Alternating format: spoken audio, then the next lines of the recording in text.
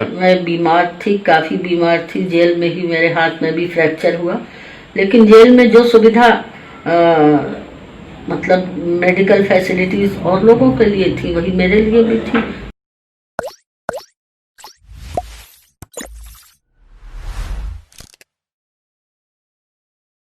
की सहूलतों से आपको दी गई?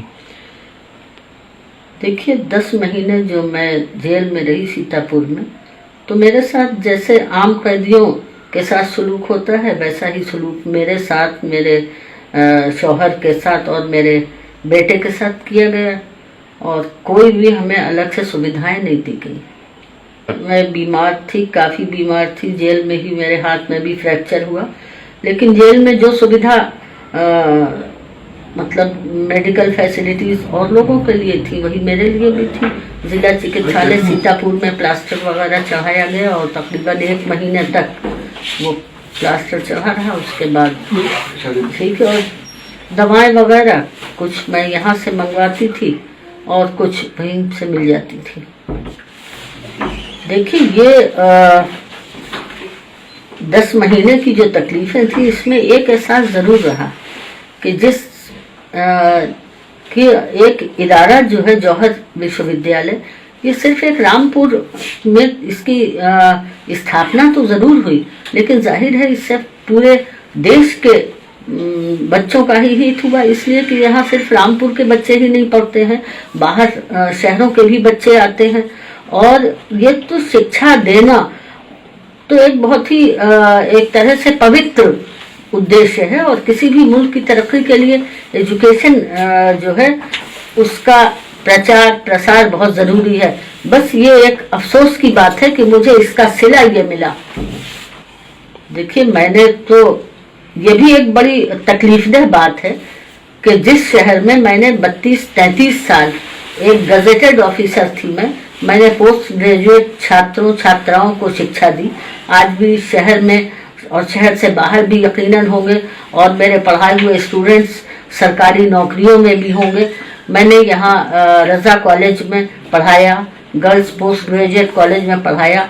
60 साल की उम्र में मैं रिटायर हुई, और ये भी शायद एक बहुत ही अजीब सा, बल्कि ये बहुत ही अपने आप में एक उदाहरण ही होगा कि 60 साल तक जिसकी सत्यनिष्ठा खुद गजेटेड ऑफिसर्स ने प्रमाणित की हो, डायरेक्टर हायर एजुकेशन ने प्रमाणित की हो, 60 साल के बाद उसे एक ऐसा क्रिमिनल बना दिया जाए जिसके ऊपर जमीन कब्जे के, भैंस चोरी, बकरी चोरी, ये सारे इल्जामात लगाए जाएं, तो हो सकता है कोई, शायद ही कोई ऐसा उदाहरण हिंदुस्तान में मिले कि आदमी 60 साल तक तो पूरी सच्चाई से सरकार की सेवा करे और 60 साल के बाद बुढ़ापे में वो एकदम क्रिमिनल बन जाए।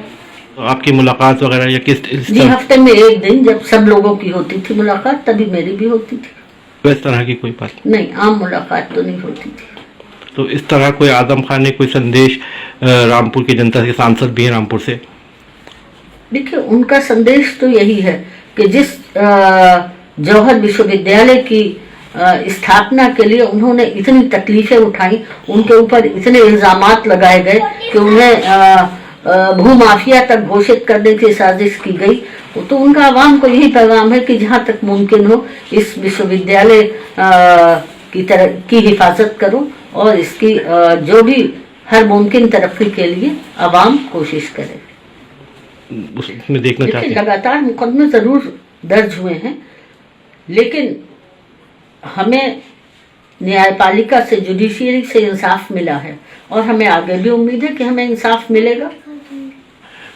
किस तरीके से? देखिए, ये सब सियासी रंजिश तो है ही।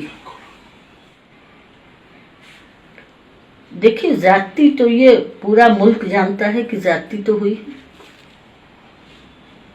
ने वक्त गुजारने के बाद क्या आप इरादे लेके आई हैं? क्या आप देखिए, हम अपना तालीमी मिशन जारी रखेंगे, कितनी ही रुकावटें क्यों ना आए। हम हर मुमकिन कोशिश करेंगे कि हम जौहर विश्वविद्यालय को बचाएं, और आज भी अल्लाह का शुक्र है कि बाकायदा यूनिवर्सिटी हमारी क्लासेस वगैरह चल रही है। देखिए, यूनिवर्सिटी के लिए आवाम को भी ये है कि वो अपनी, ये यूनिवर्सिटी आवाम की है, आवाम इसकी हिफाजत करे, और इसमें हमें सहयोग मिल रहा है।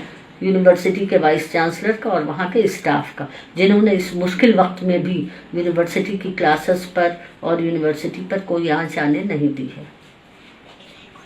नहीं, उनसे मुझे यही कहना है कि वक्त हमेशा एक सा नहीं रहता है, और देखिए हर चीज़ से हमें तो अपने ईमान पर यकीन है, अल्लाह से बढ़कर कोई नहीं है। इंशाअल्लाह अल्लाह हमारा साथ देगा और दे रहा है।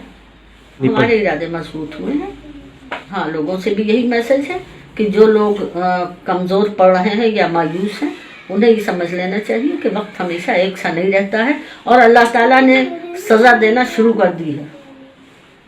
जिले के भी एक समाजवादी से हालांकि अखिलेश बयान भी दे रहे हैं, लेकिन कुछ इसके आप खुद विधायक हैं। पार्टी हमारे साथ है, जैसी भी मतलब मुमकिन मदद हो सकती है पार्टी हमें दे रही है। ये बिल्कुल गलत है।